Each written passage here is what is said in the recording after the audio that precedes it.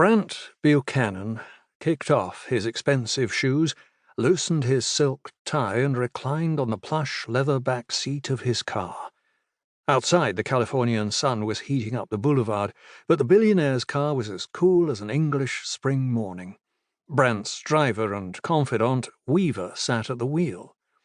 "L.A. is far too hot," said Brant. "Please tell me you've discovered something. I have located a pair of, experts in the area who should be able to help," Weaver replied. "But I must warn you they are a little eccentric." "Given the subject matter, I would expect nothing less," said Buchanan.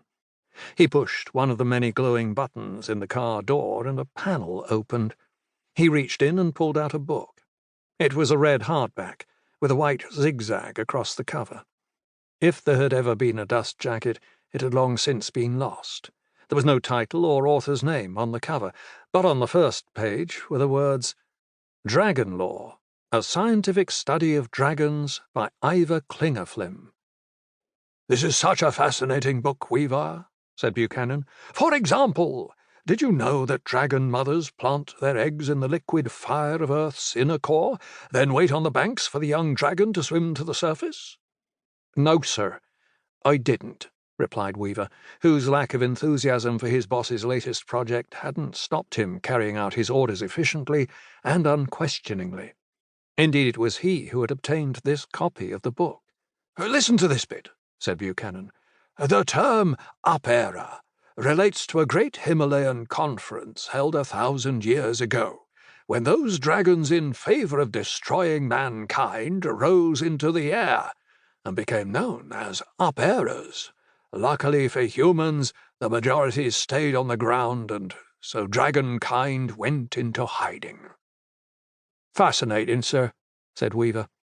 Mr. Buchanan continued to read aloud.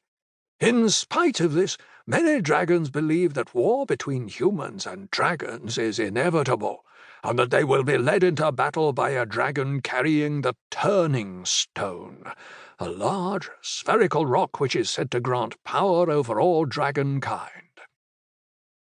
"It all sounds rather, unbelievable," said Weaver. "Shall I take you back to Sands Hall?" "Yes, please," replied Buchanan. "It may take some time. The traffic in L.A. is particularly bad this evening." "That's because no one walks in this city." Buchanan looked out at the 5 lanes of traffic, all moving at a snail's pace under the cloudless sky. A thick layer of hazy pollution hung over the city. He pressed a button, and a drink appeared from the side door.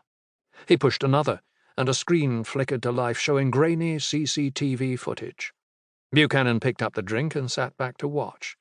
It showed an office from 3 different angles. A dragon dropped into the room, looked around, and then reached up and lowered a young girl in, too. "I never tire of watching this," he said. "Yes, but shouldn't we be using the girl to get to the dragon?" inquired Weaver. "There's clearly a connection between them."